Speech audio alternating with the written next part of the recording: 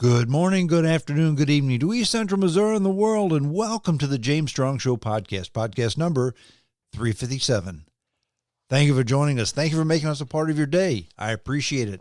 This podcast was recorded on the morning of Sunday, April the 21st, from the James Strong Studio in Western St. Charles County.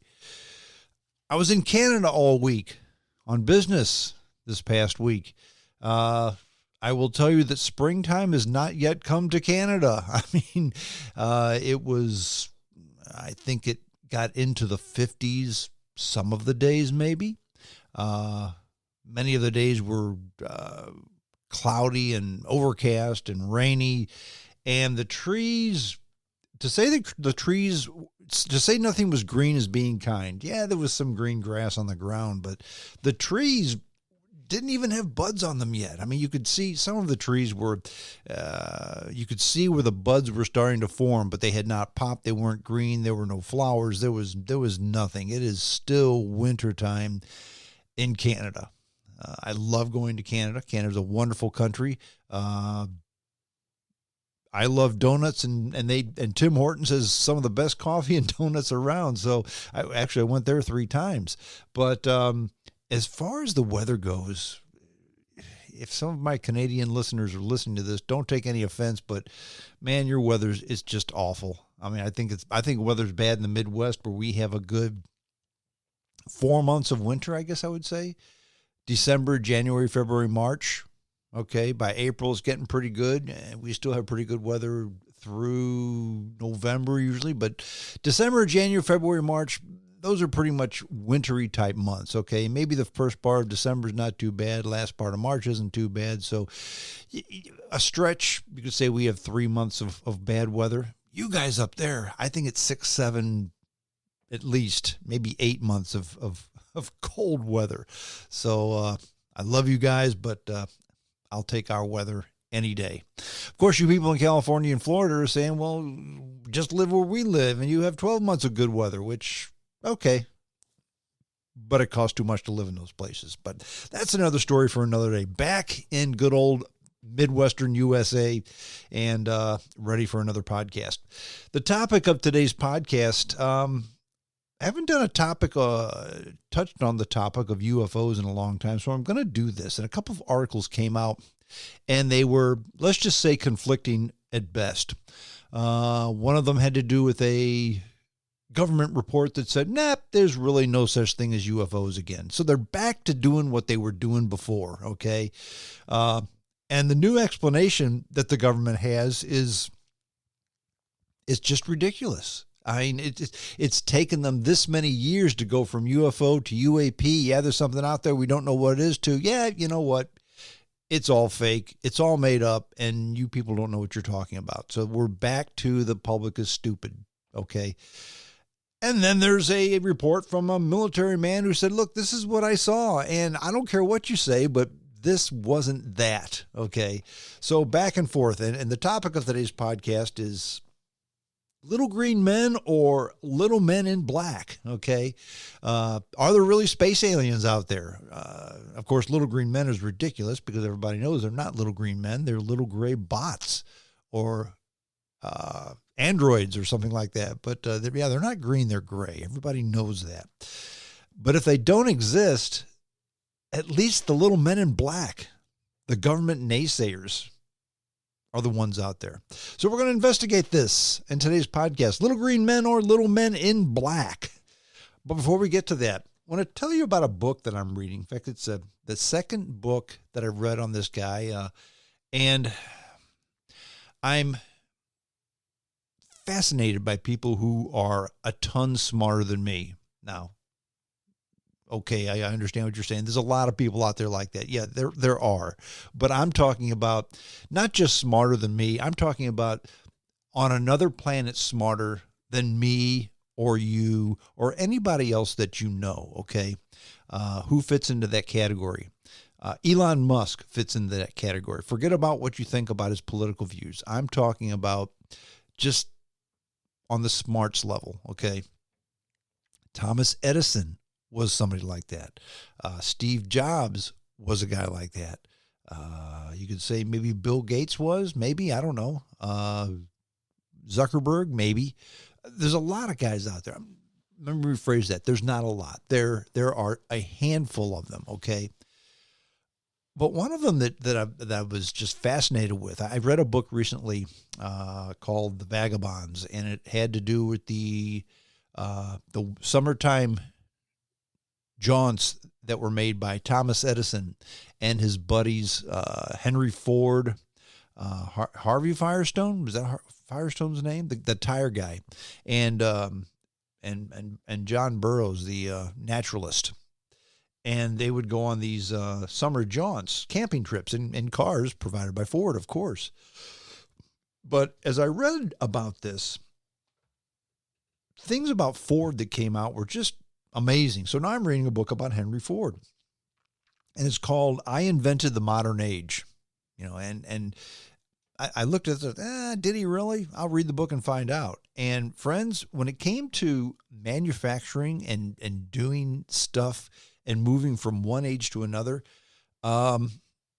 Edison moved us from one point to another in the late 1800s with the phonograph, electricity, and other things like that. Henry Ford, while he didn't invent the car, he modernized the car. He made the car practical. He made the automobile, so that everybody could afford it. Or as he said, anyone with a good job can afford this car. And the car that changed everything was the Model T. Now, how long did it take for Henry Ford to develop the Model T? Well, first of all, the Ford Motor Company was Henry Ford's third automobile company. So the first two failed, okay? The Model T, well, let's just say this. He started with the Model A, okay? Now, there was another Model A that came after the Model T, but the original Ford car was a Model A.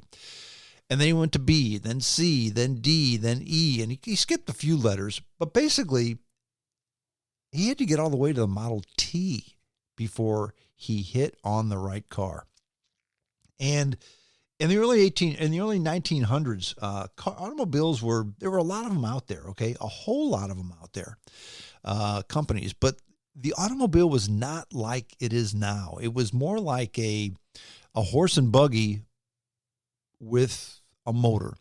And then they started putting sides on it and tops on them, okay? But they were still like horse and buggies. And the thing about them is they were very heavy. And there were no roads. So these big, heavy automobiles that were also very expensive, so expensive that only the rich could afford them, that not many people could afford them, and they would fall apart. They would break a lot. So they were expensive to buy and expensive to maintain. And they were very difficult to drive. Most people that bought automobiles were rich, and they had chauffeurs. And the chauffeur was not only responsible for driving the car, but he was responsible for fixing the car or getting the car fixed, because there weren't a lot of places to fix cars, okay? Because there weren't that many of them on the road. Henry Ford perfected the internal combustion engine as far as a car goes. I mean, he didn't invent it, but he perfected it.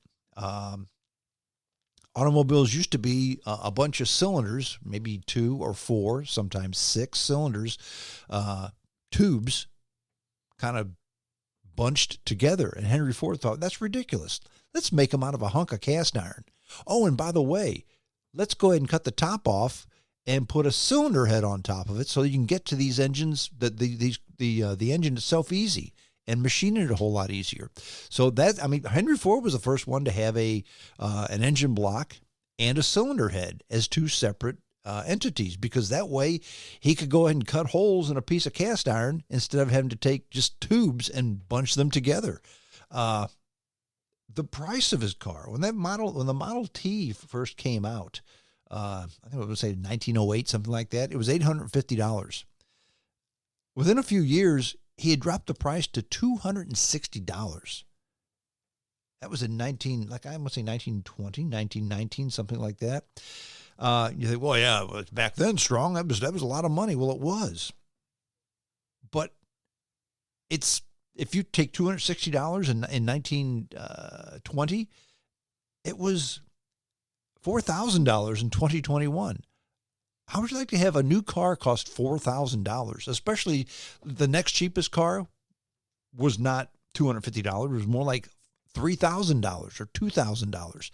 Ford made a car so affordable, and it was basic. It was simple. It was not fancy, but it was a car that everybody could afford, and most importantly, everybody could fix. And it was a good thing because cars had to be worked on a whole lot. The maintenance schedule on cars was, I guess you really didn't have to change the oil because it leaked so much. You had to change you had to add oil about every 500 miles or even less than that. You had to lubricate different parts of the car, sometimes every 50 miles. The gasoline was not the best, so you had to filter the gasoline through a chamois. The gas tank, you sat on the gas tank because there was no fuel pump. It was gravity feed into the car, so the gas tank had to be higher than the car. So there was no fuel pump per se, but it was gravity feed. But again, you had to filter the chamois through the gasoline through a chamois. Even then, the carbon buildup on the valves was terrible. But every 500 miles, you had to take the head off and grind the valves and then put it all back together again. So there was a lot of maintenance to this car. But again, it was affordable, and the average Joe with a family could afford it. Lighter, more dependable. He partnered with Firestone on tires that had a reinforced sidewall, so the tires didn't pop. He was the one who did all this. The fact that more than half the country that owned cars owned Model Ts, and they had to work on them all the time, but they could afford them, and they didn't mind doing that. That was a big deal during World War II. The Germans were amazed at the Americans because machinery in the 1940s, whether it was German, Japanese, or American, it broke down quite often. And when the Americans' tanks would break down, the guys would just fix them in the field. They didn't have to have a mechanic come in because everybody was a mechanic because they had Model Ts, okay? So they had to be a mechanic. And that was one of the big deals during World War II that helped the Americans, is the fact that when the German tanks broke down, they had to wait for the mechanics to come. When the American tanks broke down, the guys just got out of the tank and fixed it and went on their way, okay? Like I said, more than half the cars on the road were Model Ts, more than half. But Ford had his troubles. He had a patent. There was a guy named George Selden who patented the automobile. Actually, what the heck did he call it? I forget what he called it. Something like the engine car, or he had a patent, and this was in 1879. He filed this patent and kept it alive. Okay. Actually, he was granted a patent again in 1895 for a 3-cylinder gas-powered car. There was only one problem. Selden was not a mechanic. He was not an engineer. Selden was a patent attorney. And he basically took a steam engine, replaced the power with gasoline, and said, yep, this is my invention. So everybody that made a car had to pay him royalties, okay, on his, I think he called it a road engine is what he called it. And that was the engine that sat on a carriage and powered a car. But he had never built this automobile. And he partnered with the Electric Car Company of America. I think that was the name of the car company. And basically they said, okay, we've got money behind us. Most car companies were small. They didn't have much backing. And actually, the automakers didn't have as much money as Selden and the Electric Car Company. So basically they said, look, you got to pay us 20% royalties on every car you have. Well, they didn't like that, and so they compromised. Said, okay, you got to pay us 5% royalty and 5% royalty to a new association called the ALAM, the Association of Licensed Automobile Manufacturers. In other words, you had to join the club if you were going to build a car, because the club would say whether or not you could build a car. And the club had Cadillac was one of the, they were in there. Packard was in there, a company called Winton. And actually, the Cadillac was Henry Ford's first car company. he got out of it, and then it continued, and it was and it's the modern day Cadillac. So before Ford started Ford's, he started the Cadillac company too. But the thing is now, instead of having to pay Selden a 20% royalty, every car manufacturer had to pay a 5% royalty to Selden and a 5% royalty to the ALAM, the Association for Licensed Automobile Manufacturers. And if you wanted to make a car, you had to join the club or they wouldn't let you in. They didn't want to let Ford in. Why? Because they said he wasn't a reliable upstart. He'd already failed twice, and they said his car was not reliable. It was too cheap. It was too poorly made. Well, Ford had a lot of money, and he went to court and finally beat Selden in court, basically because although Selden had patented the engine in a car, he never made an engine that ran. There was never an engine that ran with Selden's design. Finally, they did make an engine that ran like 50 feet down the road until it quit. And that's the best they ever got out of his engine. But what really sealed the deal for Ford is Selden filed this patent first time in 1879. Well, his patent attorneys found some Frenchman in 1875 who had a car running in France. So they said, see, you didn't invent the car. This guy in France had it first. And then the judge said, yep, you're right. They sided on the side of Ford. The ALAM folded. Selden was done, and Ford and all the other car companies were, they could just go like gangbusters and start making cars. That was the biggest deal that Henry Ford did. And actually, everybody loved Ford for that. Everybody in the country, because he beat the big boys. Now, everybody had to start making more expensive cars. And because more people could afford cars, more people could buy cars.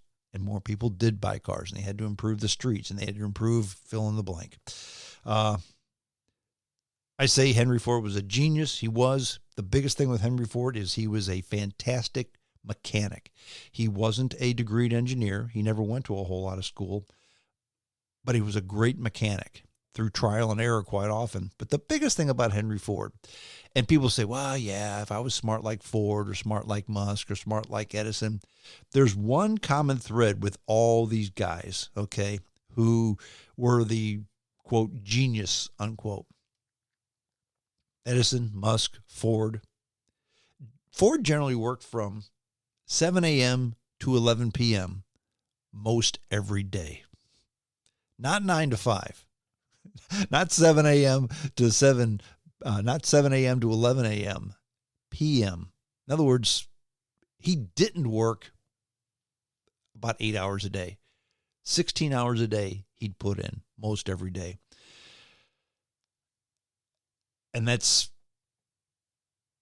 kind of the thing with all inventors, all geniuses, okay? But what was it old Thomas Edison saying? That genius is 1% inspiration and 99% perspiration, okay? There's a lot of truth to that. But anyway, if you get a chance, I Invented the Modern Age, a book about Henry Ford. Fascinating guy. Well, let's get into the topic. Little green men or little black men. Talking about UFOs again.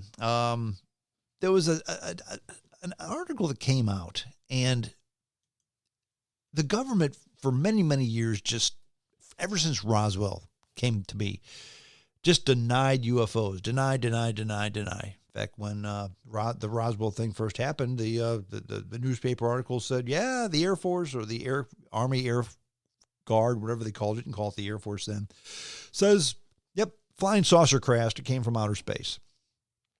And they said, nope, it was a weather balloon. We were mistaken. So there's been denial ever since then. With all these UFOs, they now call them UAPs, UAP, unidentified aerial phenomenon. So they jazzed it up. UFOs are fake, but UAPs are real. There was a report that came out from the government that they started denying things again. And they've come up with a new story, okay? And there's an organization called the AARO. And the AARO, that's the All-Name Anomaly Research Office of the U.S. government, okay? They found no evidence for claims that the U.S. government and private companies have reversed engineered extraterrestrial technology, okay? So, in other words, there are no UFOs, there are no outer space ships, and nobody reversed engineered all this stuff either. In fact, in a report submitted to Congress, actually it was last month, I think, the U.S. government concluded that there was no evidence that the U.S. government had interacted with aliens. That's according to this guide, this AARO, okay? No evidence at all. In fact, the report called allegations of reversed engineered extraterrestrial technology inaccurate. And now how are they getting around this? Well, they blame the inaccurate reports on U.S. government officials who viewed authentic United States government classified programs without proper knowledge of them, and then they mistakenly associated them with extraterrestrial activity. So they read them, but they didn't see the whole picture, okay? Now, some of these reports of UFOs were due to the rapidly expanding flight technology of the 1960s, which I get that, which led some people to misidentify never-before-seen experimental technology as extraterrestrial. And that's true.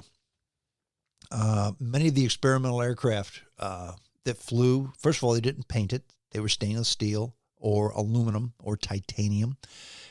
They didn't paint them, so if they appeared in the sky near dusk, but on the horizon, especially in the western sky, they would glimmer, okay?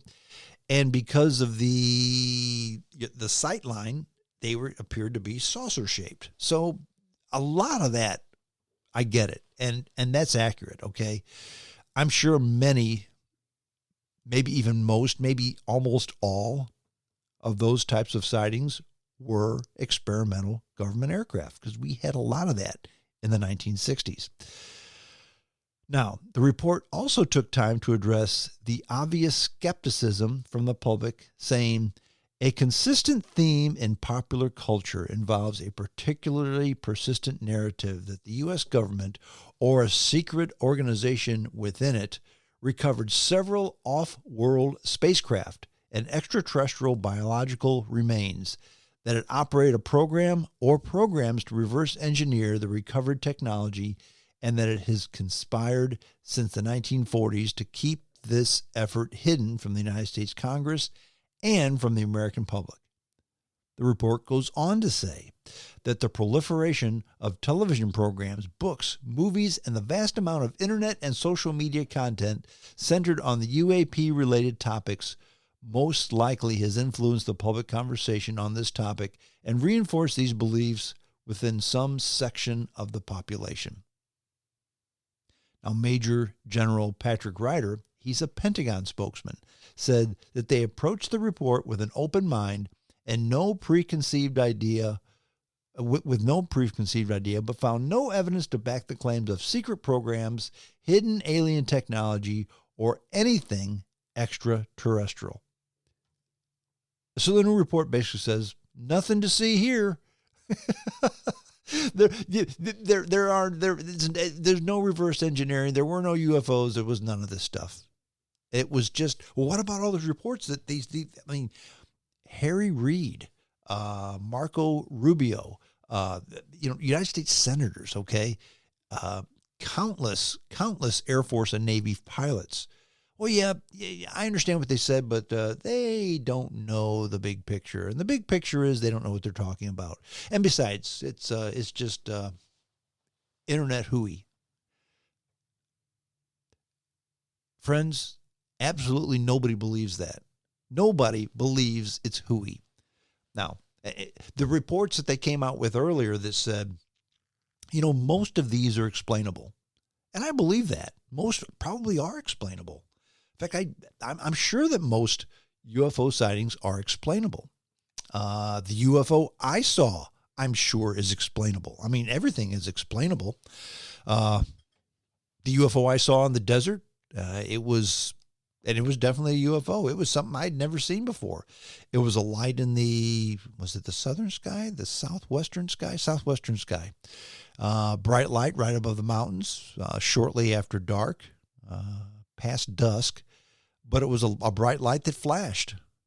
And it would go up, it would go down, it would go side to side like nothing I'd ever seen before. Okay. And some people say, well, you drank too much strong and you're seeing things. Okay. It was just a star. Okay. Well, guess what? The next night, it was also bright, cloudless, I should say. And that light was not in the sky. It was the brightest thing in the sky. Okay. So could it have been the planet Venus? Maybe. Could I have imagined that it moved? Maybe. But the next night, it wasn't there. And it wasn't there the night after that either. So it just appeared one night. Now, what do I think it was? I've mentioned this before. I think because it was kind of over where the China Lake Navy base was, and they do a lot of experimental aircraft tests in China Lake. What do I think that was? Probably a U.S. test plane vehicle of some sorts, okay, which is fine. But what I saw was not swamp gas. What I saw was not a weather balloon, okay? And when they try to say this kind of stuff, it's ridiculous.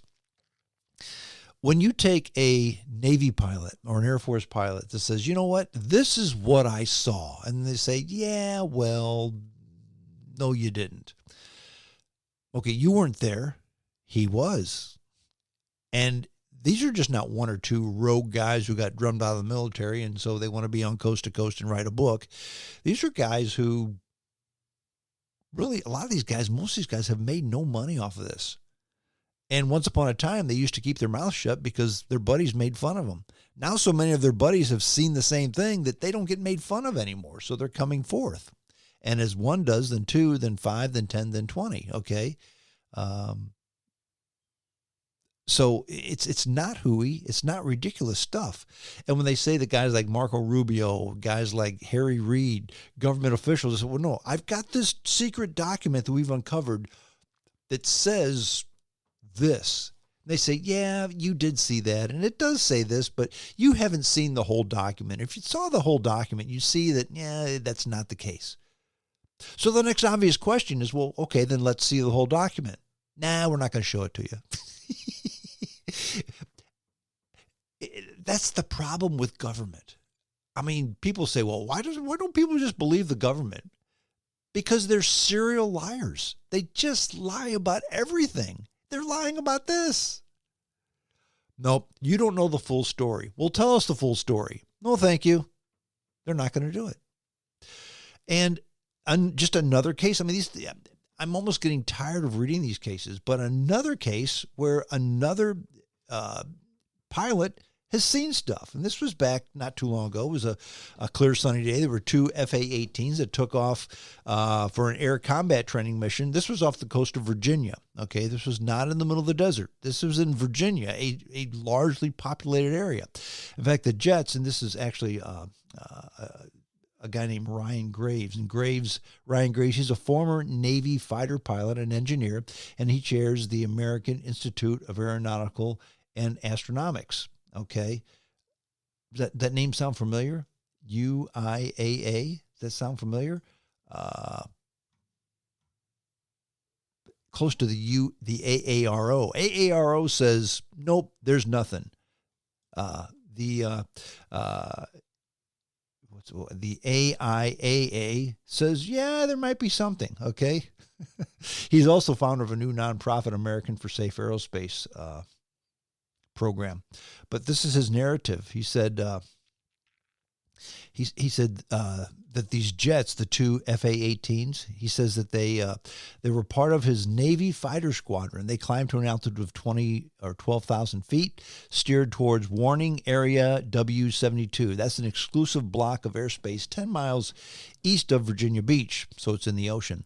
But all traffic into the training area goes through a single GPS point at a set altitude, almost like a doorway into a massive room where military jets can operate without running into each other. So everybody has to know where everybody is, okay? Makes sense. Now, just at the moment the 2 jets crossed into the threshold, one of the pilots saw a dark gray cube inside of a clear sphere. Now, it was motionless against the wind, fixed directly at the entry point. The jets, only 100 feet apart, zipped past the object on the other side. Now, the pilots had come so dangerously close to something that they couldn't identify that they terminated the training mission immediately and just returned to base because they had a near miss. I almost hit one of the damn things, the flight leader said, still shaken by the incident. And he told us shortly after in the pilot's room that we all knew exactly what he meant. Those damn things have been plaguing us for the previous 8 months. So think about this. This is a special training area. Nobody's allowed into this unless you have special clearance. When you enter this area, you have to enter it at a certain position at a certain altitude. And they're running their missions. And here's this spacecraft sitting there that they almost hit. Okay. Now, was Colonel? No, what is he? Let me go back here. It doesn't say what he has to be an officer because he flew. But Graves said initially the objects were showing up on our newly upgraded radar, and we assumed they were ghosts in the machine, like software glitches. That happens sometimes. But when we began to correlate the radar tracks with multiple surveillance systems, including infrared sensors that detected heat signatures, then came the hair-raising misses that required us to take evasive action. So it wasn't a ghost screen because they saw the heat sensor, and they physically saw it. Now he said they weren't mere balloons. The UAPs accelerated speeds up to Mach 1. That's the speed of sound, folks. And they could hold their position, appearing motionless despite a Category 4 hurricane force winds of 20 knots. Now, they did not have any visible means of lift, control surfaces, or propulsion. In other words, nothing that resembled normal aircraft with wings, flaps, or engines. They outlasted our fighter jets, operating continuously through the day. I'm a formerly trained engineer, but the technology they demonstrated defied my understanding. He goes on. After that near miss, we had no choice but to submit a safety report, hoping that something could be done before it was too late. But there were no official acknowledgments of what we experienced and no further mechanism to report the sightings, even as other aircraft crew flying along the East Coast quietly began sharing similar experiences. Our only option was to cancel or move our training, as the UAP continued to maneuver in our vicinity unchecked. This has been going on for 10 years.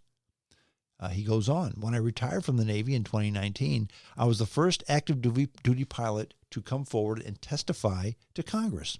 In the years since, there have been some notable coverage that encounters and Congress have taken some action to force the military and intelligence agencies to do much more to get to the bottom of these mysteries. Okay?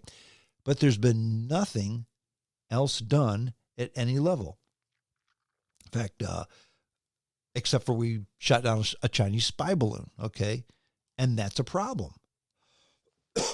Advanced objects demonstrating cutting-edge technology that we cannot explain are routinely flying over our military bases and entering restricted airspace. UAP events continue to occur in restrictive or sensitive airspace, highlighting possible concerns for safety of flight or adversarial collection activities. And that's according to the director of the National Intelligence. They reported last month that 247 new reports over the last 17 months of UAPs like this have occurred. The Navy has officially acknowledged 11 near misses with UAP that required evasive action and triggered mandatory safety reports. That's between 2004 and 2021. Advanced UAP also pose a growing safety hazard to commercial airliners. Last May, the FAA issued an alert after a passenger aircraft flying over West Virginia experienced a rare failure of two major systems while passing underneath what appeared to be a UAP. And this goes on and on and on. So what is it? Is it little green men or is it little men in black? Is it something from outer space or is it some government entity? I don't know about the outer space stuff. I just don't know. But you'd think that it's not from our government, because why would they have something in restricted airspace that caused near misses? This is restricted airspace. You're not allowed in this airspace. But here's something that is. It appears on radar. It has a heat signature. And people can physically see it. And it moves like nothing else. These are like the Tic Tac UFOs, okay? Tic Tac UAPs, whatever you want to call them, okay? It's something. And if nothing else, I find it irresponsible at best for the government to say, yeah, well, these people don't know what they're talking about because they don't know the full story. What is the full story? If they don't know the full story, and maybe you're right. Maybe you don't know the full story. Then tell us. You can't say that you don't know the full story and then you don't disclose what the full story is. You can't do that. So there's 3 possibilities to what these Navy and Air Force pilots are seeing, and even some of the commercial aircraft. There's one of 3 things going on, okay? Either they're figments of their imagination. They think they see something on the radar. They thought they saw something with a heat signature, and they thought that they physically saw something, okay? These are trusted, educated, smart men and women. You almost have to scratch that. In fact, I would scratch that, okay? Number 2, it's something from another world or another dimension or something, okay? Now, you may think to yourself, well, Strong, now you're being ridiculous, okay? There's been no proof that there's something from another world, from another dimension, okay? Because spacecraft can't fly like that. The closest galaxy is 4 light years away, okay? You can go on and on and on. But before you say can't, let's go back to the whole Henry Ford thing. Before the turn of the last century, in 1900, if you wanted to get from point A to point B, how far could you go? You could go as far as your horse could take you. Sure, you could get on a train and go, but I'm talking about from your house to your town. I'm not talking about taking a 3-hour horse ride into town, spending the night, then getting up on a train and going someplace. You could do that. But I'm talking about just on a Sunday afternoon, take the family someplace. Go take them to visit Aunt Minnie, okay? You could go as far as a horse could take you there and back. So that was maybe 5 miles. Most people didn't get more than 5 miles from their house. The automobile changed things. You could now get in a car and go, by the 1920s, you could go across town in a day. You could see your relatives across town in a day and get back that night, okay? You go across the state. You could go across the country. And that was everybody. And they never thought of something like that happening. Look at NASA. In 1969, we went to the moon, okay? Now look in your pocket. You got a smartphone with more computing technology than they had in 1969. So you have more computing technology in your hand than they had in 1969 to put a man on the moon. You want to know something? Ask the phone, it'll tell you, okay? There's so much technology now. Technology that we have today that if you were just to talk about it 40 years ago, 30 or 20 years ago, people would laugh and you say, that's never going to happen. But it has happened. It's a reality. It's a fact. So don't say that nobody can do that. Go a step further, okay? What do you think ants think about us? Do ants look up and see us humans saying, oh, wow, we think we build pretty anthills. Look at these buildings they build. They're so much smarter than us. No, they're oblivious to us, okay? We are so much further advanced than ants that they don't know that we're around. Only when we step on them and kill them or spray poison on their nests, okay? That's the only time they even know that we're around. Could there be other beings that are more advanced than us? I'm not going to say no. The third possibility, and is the most scary of them all. What if it's not UAPs? What if it's not someone from another world or dimension? What if it is in fact, or somebody from the future? What if it is in fact, let's say it's China. Okay? That's the scariest possibility of all. Because if China can put aircraft in our airspace that we can't do anything about, that, my friends, is the biggest problem of all. little green men or little men in black, I'll leave that up to you to decide. Well, that's it. We're done. JamesStrongShow@hotmail.com. That's the email address. Send me your email, and I answer all emails, every last one of them. Sometimes I get a lot, sometimes I get a little, but on every podcast, I get some correspondence, and I thank you for that, dear listeners. That's it. We're done. Until next time, this is James Strong saying, adios.